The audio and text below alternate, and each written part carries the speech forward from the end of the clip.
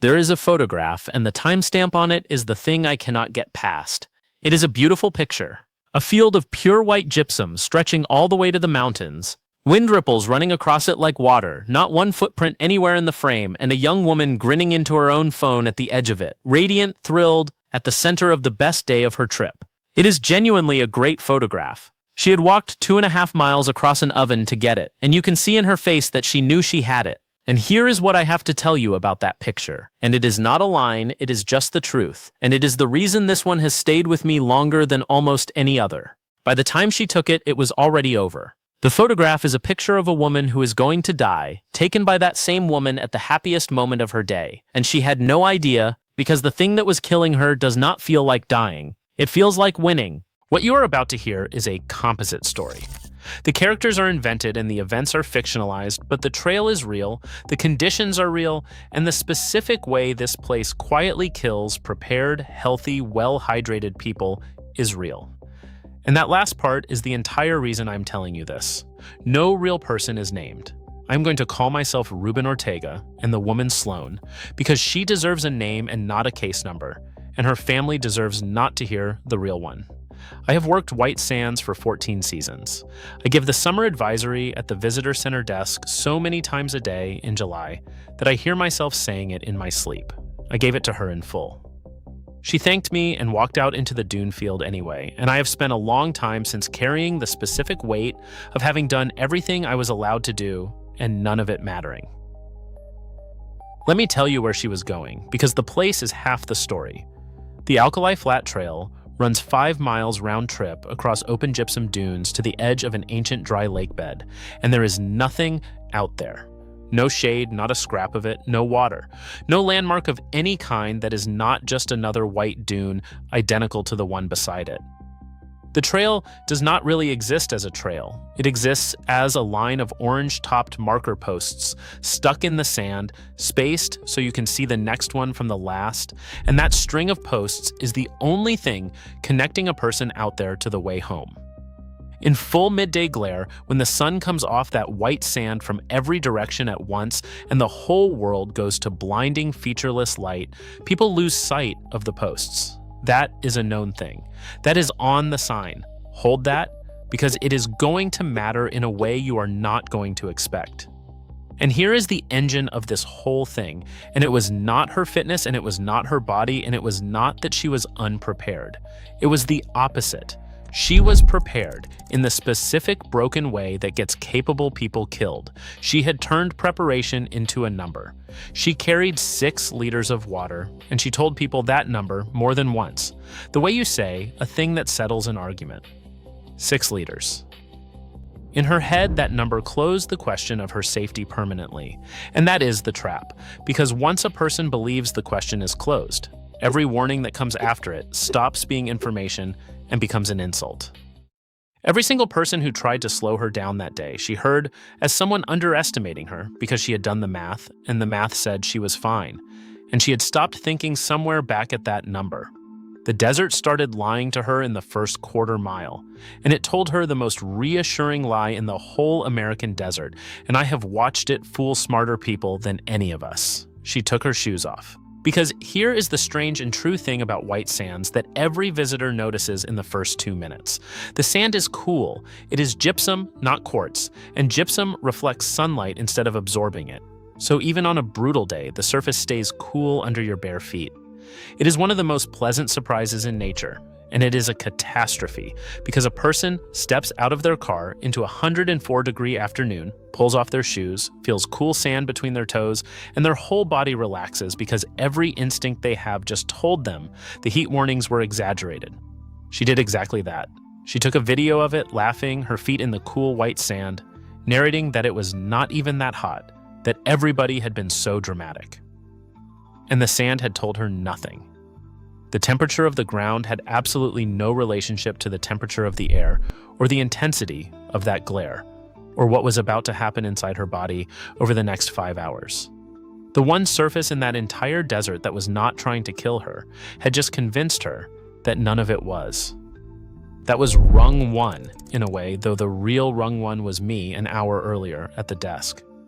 I gave her the full advisory. Do not start Alkali Flat this late in the day. Turn around early, well before you think you need to. And carry electrolytes, not just water, because water alone is not enough out here. And that is the one I lean on hardest and the one nobody ever believes. She listened politely, and when I finished, she smiled and told me she had 6 liters. That was her whole answer. Not a question, just the number, offered as proof the conversation was unnecessary. I have learned to recognize that exact moment, the moment a person stops hearing you and starts waiting for you to be done. And I recognized it in her, and I had no authority to stop a healthy adult from walking a marked trail, so I did what I always do. I said it one more time about the electrolytes, and I watched her go. Rung 2 was the volunteer at the trailhead who does the most useful thing we have, which is explain the posts. He told her to keep the next one in sight at all times, that people lose them in the glare, that the dunes look identical in every direction, and that in the white light, it is easier than she would believe to look up and not know which way is back. And she held up her phone. She had GPS. She said it the way she had said 6 liters as a thing that ended the discussion and walked past him onto the sand. Now let me tell you what was actually going to happen to her, because it is the part almost nobody understands, and it is the reason the 6 liters was not her salvation, but her murder weapon. When you sweat, you do not just lose water, you lose salt, sodium. And in heavy heat, sweating hard for hours, you lose a great deal of it. Your body runs on sodium in a narrow, non-negotiable range. It is what your nerves fire on and what your brain floats in. And when you replace the water, you have lost, but not the salt. The sodium that remains in your blood gets diluted, thinner and thinner, by every liter of plain water you dutifully pour in. That is hyponatremia, and out here, on a long, hot exertion, it has a specific name: exertional hyponatremia.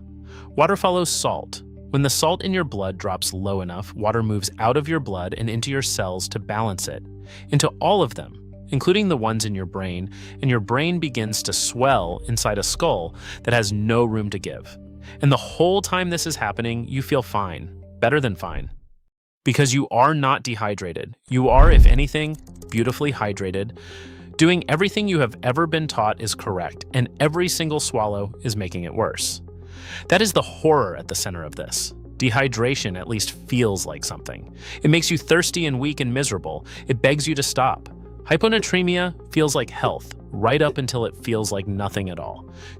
She was the most hydrated person on that trail. She was the one who did not come back. Rung 3 was a family walking out as she walked in, and one of them offered her electrolyte tablets, the little ones you drop in a bottle. A kind stranger holding out the exact thing that would have saved her life for free on the sand. And she declined. Politely, but with a small edge of pride, because she did not do that. She did not put processed sodium in her body. She had moved past all that. She thanked them and kept walking, and she had just refused, out loud, the one substance in that entire desert her life depended on, and she refused it as a lifestyle choice. Around the same time, the first physical sign appeared, and she wiped it away. A fine white crust was drying at her temples and along the line where her sunglasses sat against her skin. Salt. Her own salt leaving her body, drying on her face, visible, hours before anyone would say the word out loud. And she wiped it off, because it would show in her photos. She was cleaning the evidence of the thing that was killing her off her own face, so it would not spoil the pictures. And she did not know that is what she was doing, because nobody ever does. Rung 4 she did to herself at the 4th post. She had salted trail mix in her pack, and it was heavy, and she was not eating it because she was not hungry, and somewhere around the 4th marker, she decided it was dead weight and left it there on the sand. The salt she was carrying, the salt that could have gone into her, she abandoned at a marker post 2 miles from her car because it was slowing her down. I found it later, a little bag of trail mix at post 4, exactly where the reconstruction said it would be. It is a strange thing to stand over. Rung 5 was a photographer walking out, someone with a real camera and real experience of that light, who told her the light was wrong and the heat was worse than it looked, worse than it felt, and that she should think about turning back. And she wanted the far dunes, the untouched ones past where most people go, and she was not going to turn around a mile short of her shot because a stranger thought the light was wrong. She kept going. Let me stop and ask you something, because this one is not really about the desert. When was the last time you did the math on something once, got an answer you liked, and then stopped listening to everybody who tried to update it? Not out of stupidity, out of the opposite. Because you had prepared, because you had a number, because you had already settled it, and every new warning felt like someone doubting work you had already done. Tell me in the comments, because that is the whole engine of this, and it is not a desert problem, it is a human one. She did not die because she failed to prepare. She died because she prepared once, turned it into a number, and treated that number as a reason to stop thinking. Preparation is not a number, it is a skill, and a skill you keep using the whole way, and the moment she stopped using it was the moment at the desk when she answered a safety briefing with an inventory. Then she reached the edge of the flat and she got her shot, and this is the hinge of the entire thing. It was everything she had come for. The ancient lake bed opening out white and endless, wind ripples untouched, not one footprint in any direction, the mountains blue and far, the whole thing hers. She took the photograph, and then she finished the last of her 6 liters, and she felt genuinely, deeply proud, and I want you to sit with why, because it is the saddest thing in this. She had carried exactly what she needed and used exactly what she carried, 6 liters in, empty pack out, the math coming out clean, and she stood at the far edge of that lake bed with an empty water supply, feeling like she had aced a test. She was 2.5 miles from her car. She had no water left. She had 3 hours of open heat between her and safety. And she had, by her own account, never felt better in her life. That pride was the moment it became unsurvivable. Not because of anything dramatic, the reconstruction of her sodium and her fluid loss and the hours behind her and ahead put the crossing right around there, at the playa edge, at the summit of her whole day. The photograph is time-stamped. I have looked at the time on it and at what her body was doing at that time, and they do not agree at all. She was standing at the edge of that beautiful nothing, empty bottle in her hand, grinning, already past the point where walking out was something her body was going to be able to do, and feeling, at that moment, better than she had felt all trip. That is what it means to say she was already dead and did not know it. It is not poetry. It is a timestamp that does not match a body. Rung 6 was a couple, the last people she spoke to, turning back from the same edge, who asked her to walk out with them. Just walk out together, they said. It is a long way and it is hot. And she was staying for golden hour. She had come all this way, and she was going to get the evening shot too, and she waved them off, warm and certain, and they walked back toward the posts, and she stayed, alone, at the far edge of the flat, with no water and no salt, and a brain that had already begun, quietly, to swell. Everything after that fired at once, and it fired against her. The heat that the cool sand had promised was nothing came due. All of it, the glare and the air temperature, and 5 hours of accumulated load, none of which the temperature of the sand had ever had anything to do with. The 6 liters she was proudest of were gone, and every one of them had thinned her further. The 5 hours of hard sweating, with not 1 gram of sodium going back in, had done exactly what 5 hours of that does. The salt drying on her temples, the salt she had wiped away, and the salt she had left in a bag at post 4 was salt her body could not spare, and it was gone. And then the last beat fired, and it is the one I most need you to understand because it is the whole reason this story exists, and it is the trap the whole trail is built to spring. She could not find the posts. Now, everything up to this point has probably made you think you know what happened next. She lost the markers in the glare. The way the volunteer warned, the way the sign warns, she got turned around in that featureless white and could not find her way back and wandered off into the dunes and got lost, and the desert got her the way the desert gets lost people. That is what the whole setup points to. That is what everyone assumes when they hear it, and it is wrong. Navigation was never the problem. It was never going to be the problem. Because when we followed her footprints, later in the dark, they told a story that stopped me cold. She was not wandering in some far corner of the dunes, miles off the route. She was right on the trail. Her prints left the line of posts out into the open sand in a slow, confused curve, at a place where the next post was plainly visible. She walked away from a marker post she was standing 8 feet from. 8 feet. In good light, before dusk, with the orange top of that post right in front of her face, she turned and walked away from it into the open flat, because by then her brain was swelling inside her skull, and the first thing that does, before the seizures, before the collapse, before anything you would recognize as an emergency, is take away a person's ability to make sense of what is directly in front of them. She did not lose the post in the glare. The post was right there. She lost the ability to see it, her own brain drowning slowly in the water. She was so proud of drinking, could no longer read the simplest thing in the world, an orange post 8 feet away in daylight.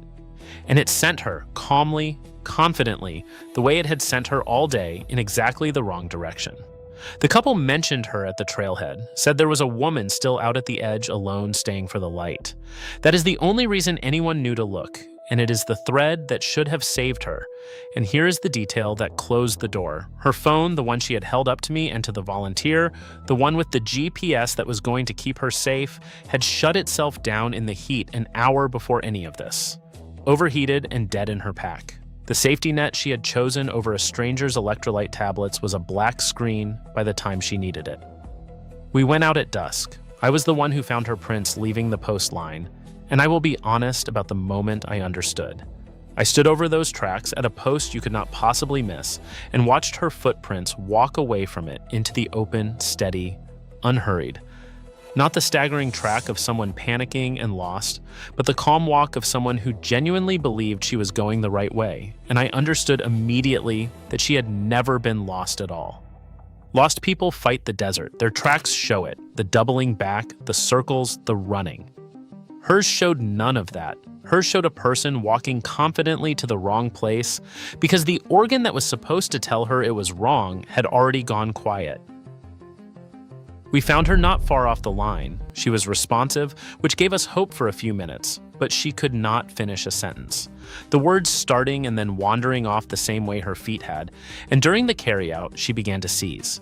She was flown to Alamogordo. She did not come back. The ruling was clinical and quiet, and it is the teaching of this whole thing, so I will give it to you in the real words. Hyponatremic encephalopathy, secondary to exertional heat illness. In plain language, her brain swelled because the salt in her blood fell too low, because she sweated out sodium for 5 hours and replaced it with nothing but water, 6 liters of it, the number she was proudest of. If any of this reached you, then do the small thing that carries it to the next person who thinks a full water bottle is the same as being safe. Like this video, so it finds somebody at a trailhead instead of a comment section. Subscribe, so you are here for the next one. Not for me, and not for a number on a screen. Do it so that one more prepared, healthy, careful person, somewhere, learns that water without salt is not safety, and takes the electrolytes a stranger offers and lives because of it. Here is the whole of it, and it took me a long time to be able to say it clearly. Everything you are afraid of in the desert is loud. Thirst is loud. Dehydration is loud. It hurts, it warns you, it screams at you to stop and turn around, and that noise is a gift because it is your body doing its job. What killed Sloane was silent. It felt like health. It felt like success. It felt like a plan coming together exactly as designed, because the specific thing that was wrong with her was the one kind of desert emergency that does not hurt. She was not punished for being careless. She was careful. She carried more water than most people would have. She hydrated with real discipline. She did everything the loud dangers had taught her to do, and the desert killed her through the one door she had bolted shut, which was the quiet one, the one marked salt, the one she had decided she was above. Preparation is not a number. It is not a thing you do once in a parking lot and then carry sealed in your pack as proof. It is a skill you have to keep awake the entire way, all 5 miles, past every post. Because the desert updates the problem constantly, and a plan you stopped thinking about is just a story you are telling yourself while the conditions change around you.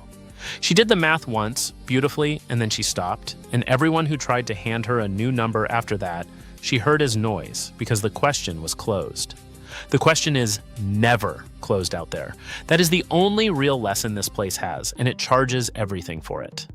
And there is a photograph, blinding white, Wind ripples, not one footprint, a woman grinning at the edge of the most beautiful nothing in the country at the best moment of her day. It came off the dunes when she did not. Her family has it. I am told they cannot decide whether it is the worst thing they own or the most precious, because in it she is so completely happy, so sure, so proud of a plan that had, at the moment, the shutter closed, already killed her. That is what this kind of death looks like from the inside. Not fear, not pain. A big, easy grin at the edge of a perfect view, and a timestamp that knows something the person in the picture does not. Next time we leave the dry heat behind for cold water, where the danger does not disguise itself as health and does not wait 5 hours, where it comes up to meet you in seconds and takes the fittest, most confident person on the trip first. Until then, the next time you are somewhere hard and beautiful, feeling strong, feeling proud of how well you planned, and a stranger offers you something you are sure you do not need, take it. The dangers that hurt are the ones you will survive. It is the one that feels like winning that you have to watch for. This has been Doomed Departures. Stay safe, and we will see you on the next one.